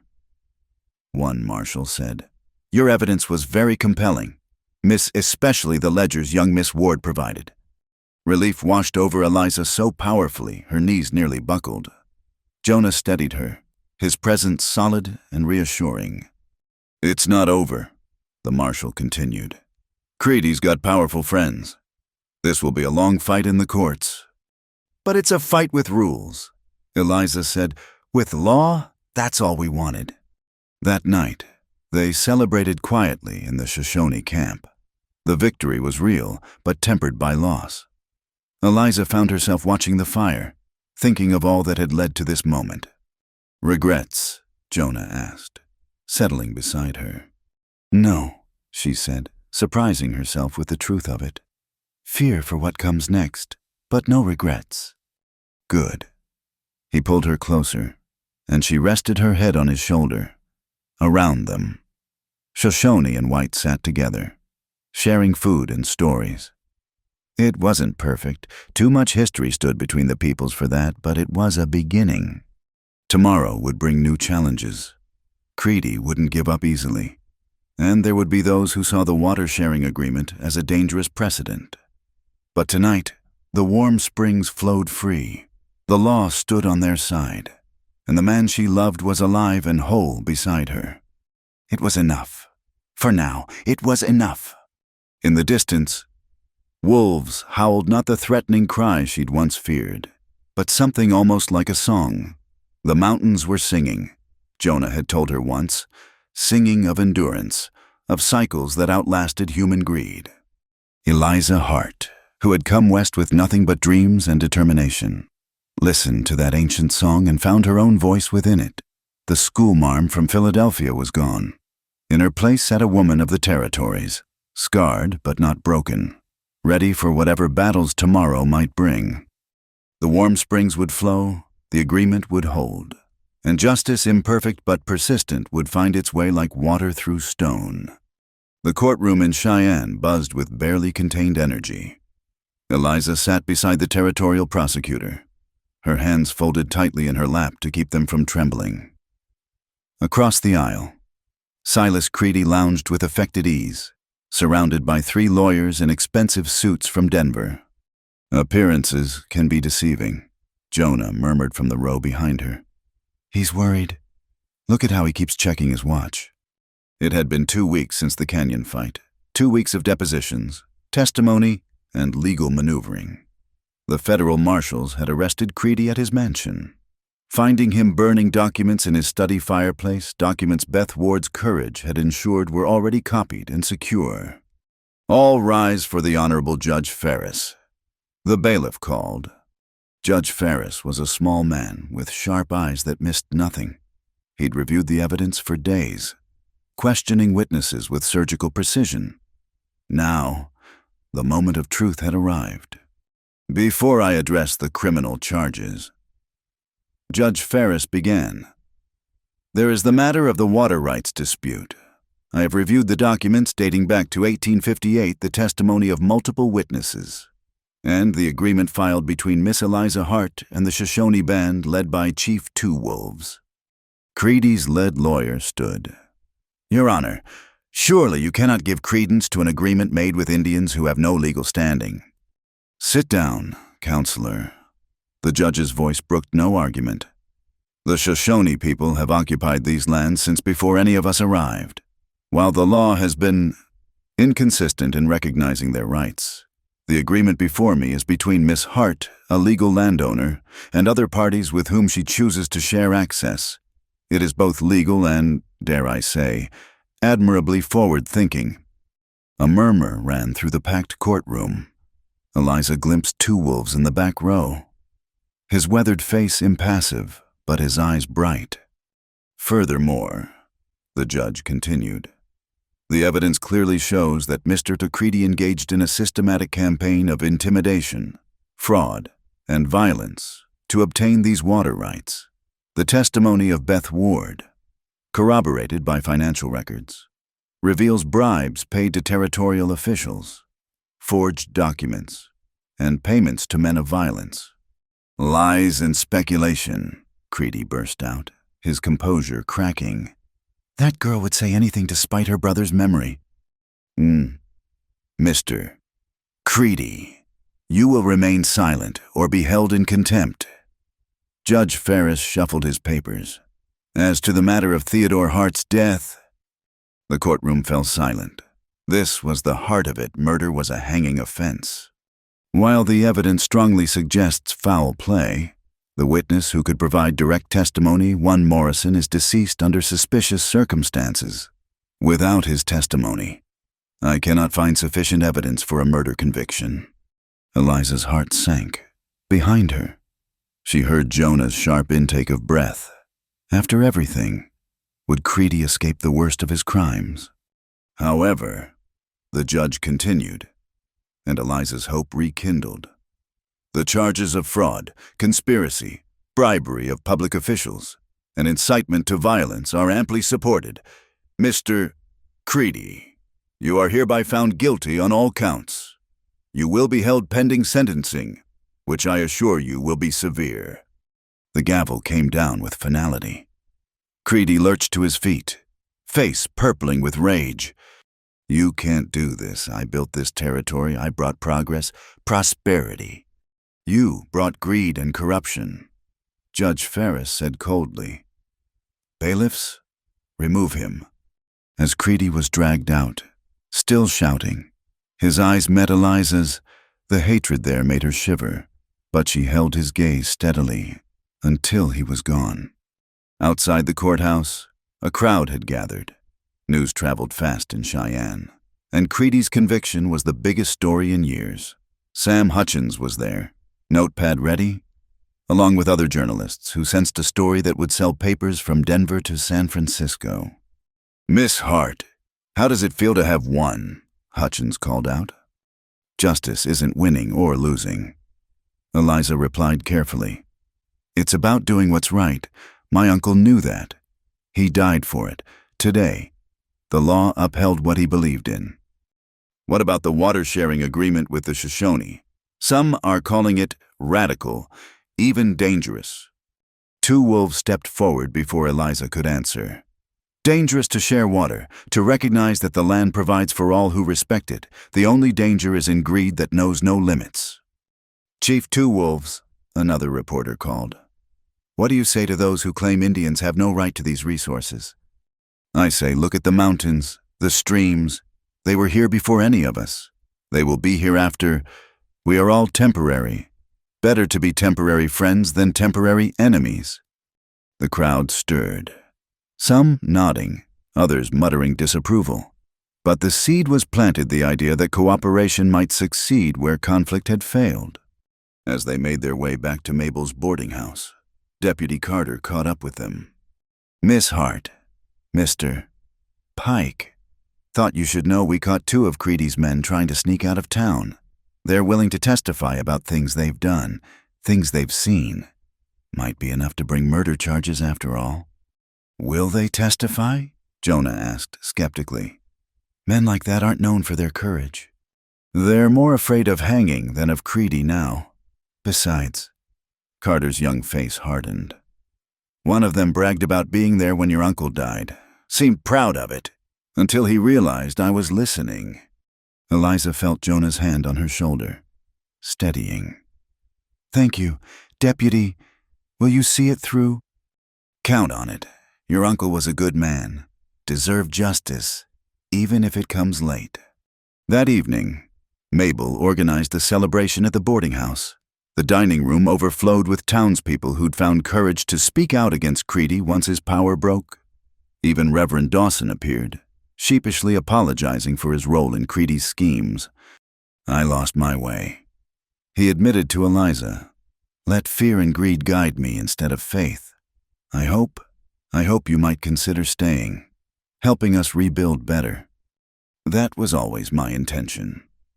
Eliza replied, though I think my school will need to be larger than I originally planned. There seems to be much need for education here, and not just for children. Laughter rippled through the room. The mood was light, hopeful a town rediscovering itself after years under Creedy's shadow. As the evening wore on, Eliza found herself on the boarding house's back porch, seeking a moment of quiet. The stars were brilliant in the clear sky, and she thought of her uncle, wondered if he could see what his sacrifice had achieved. Overwhelmed, Jonah joined her, 2 cups of coffee in hand. Grateful, she corrected, accepting the warm cup, and thinking about what comes next. The trial's over, but the work is just beginning, building the school, making the water agreement work, helping the town heal. You don't have to do it alone. He set down his cup, taking her hands. I've been thinking too, about the future, about us. Eliza's heart quickened. These past weeks, fighting side by side, had deepened what was between them. But they'd been so focused on survival, on justice. There'd been no time to speak of it. I'm not an easy man. Jonah continued. I've got ghosts, scars that won't fade, but you've made me want to try again, to build something instead of just existing. Jonah, let me finish. I know you've got plans, dreams.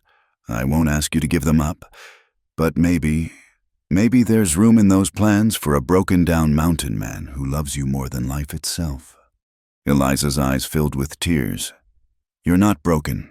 Scarred, yes, but not broken. And my plans, she squeezed his hands, they all seem empty without you in them. He kissed her then, there under the stars. And it was different from their first desperate kiss in the cabin.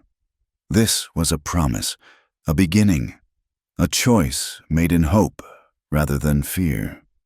Is this where you tell me you're taking him up on his offer? They broke apart to find Mabel watching from the doorway, smiling broadly. Mabel, Eliza's cheeks burned. Oh, don't mind me. About time.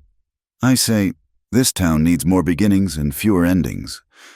She bustled out onto the porch. Speaking of which, Judge Ferris wants to see you both tomorrow. Something about making you a formal mediator between the town and the Shoshone. Eliza, seems your agreement impressed folks in high places. Mediator Eliza was stunned. But I'm not qualified.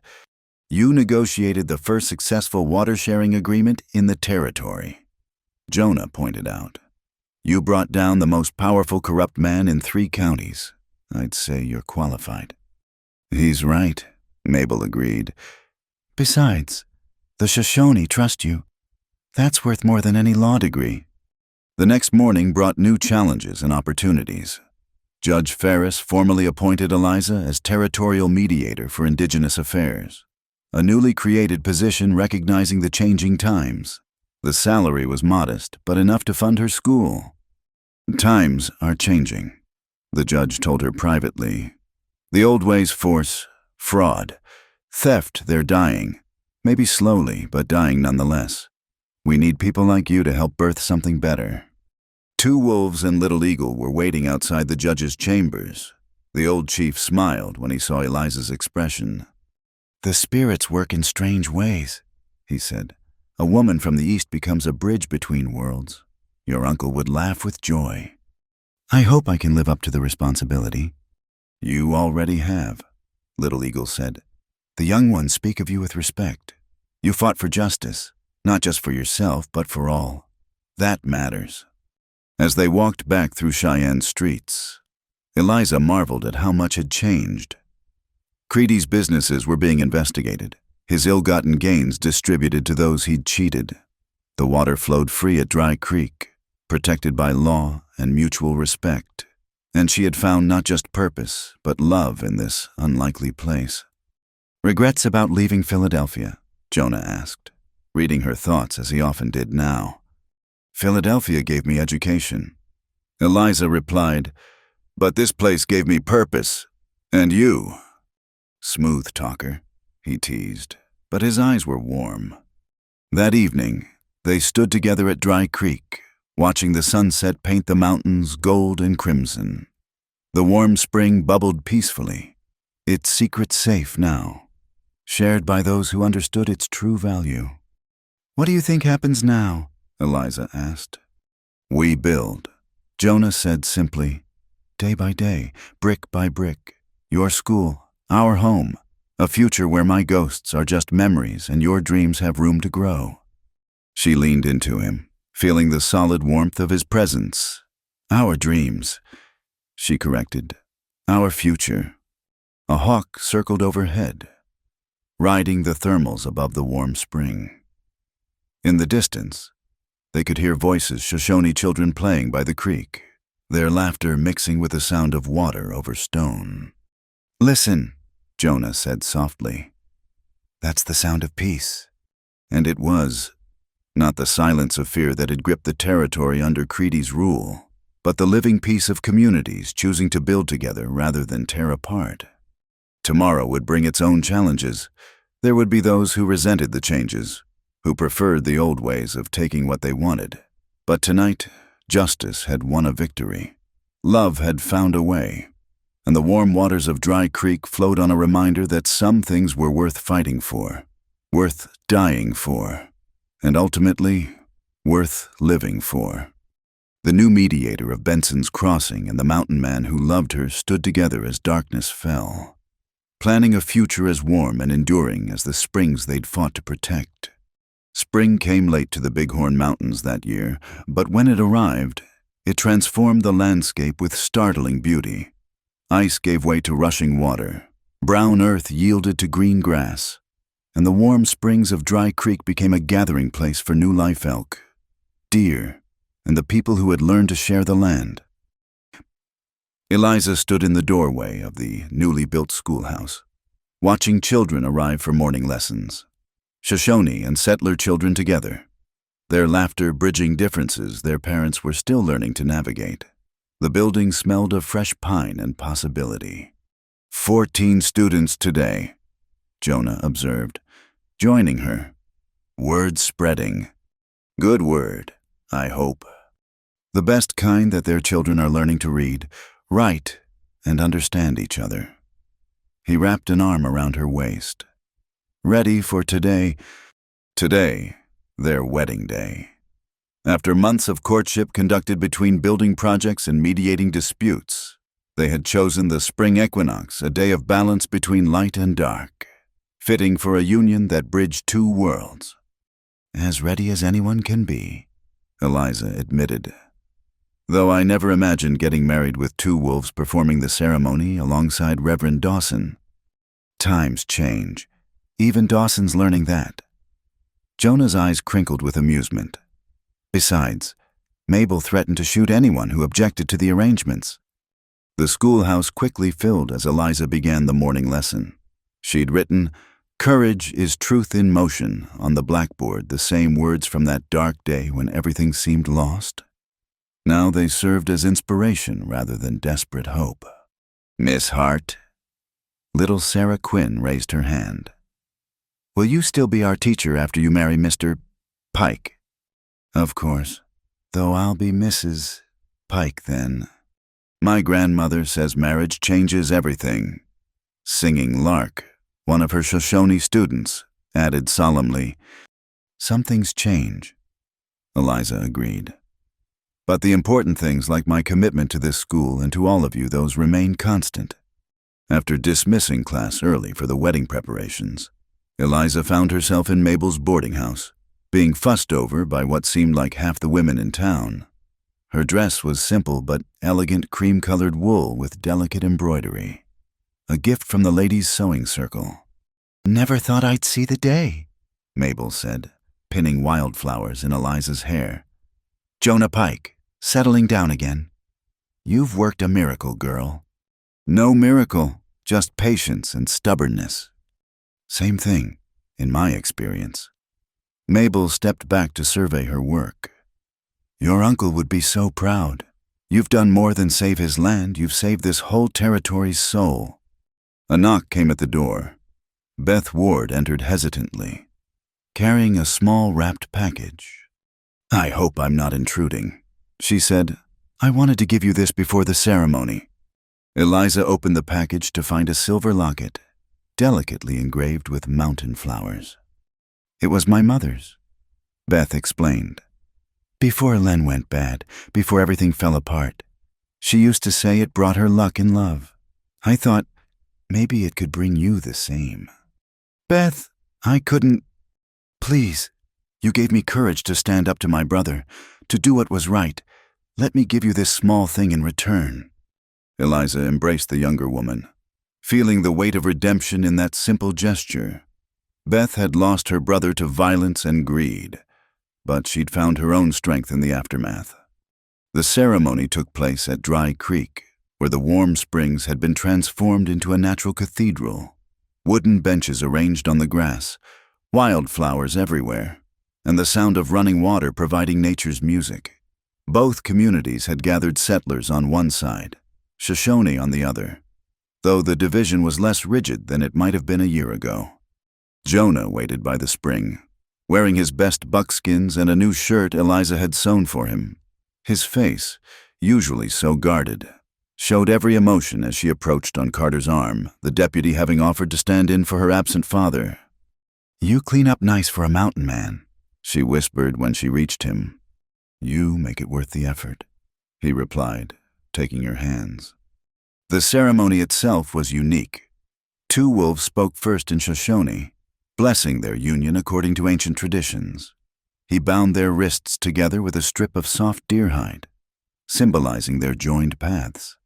Then Reverend Dawson, much humbled from his earlier arrogance, read from Corinthians about love that bears all things, believes all things, hopes all things, endures all things.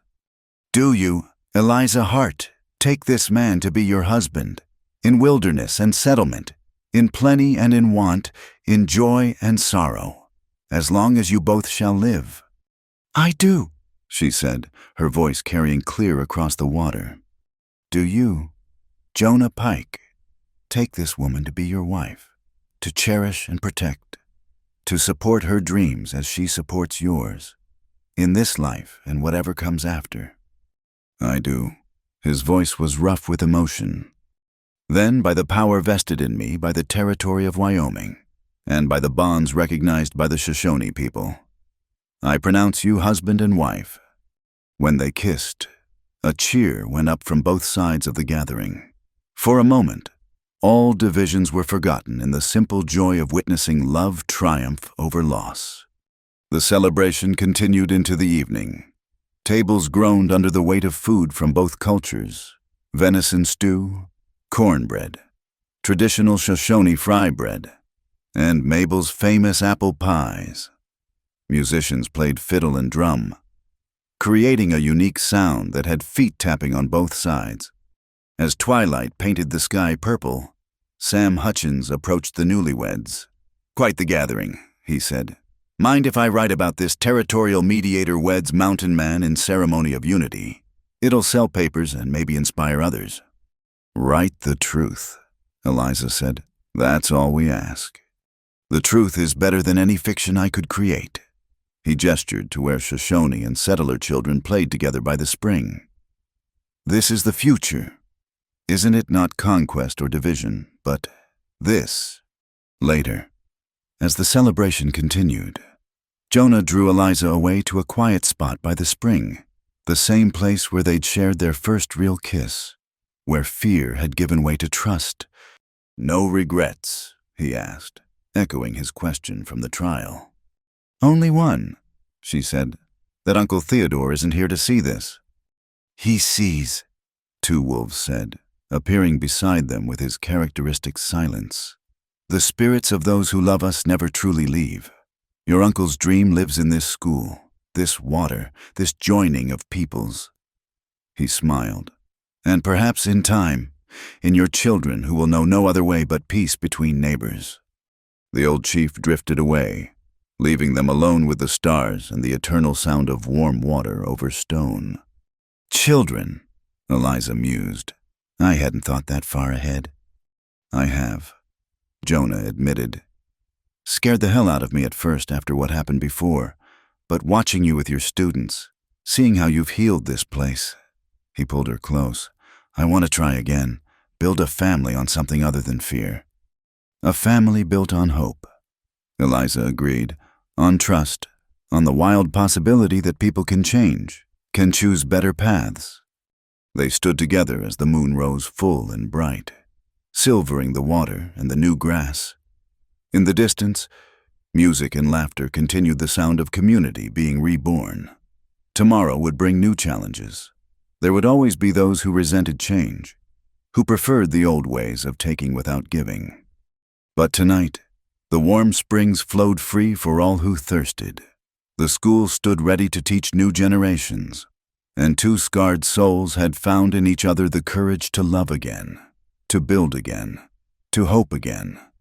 "Look," Jonah pointed to the hillside where their new cabin was taking shape larger than his old hermit's dwelling, with room for the family they hoped to build.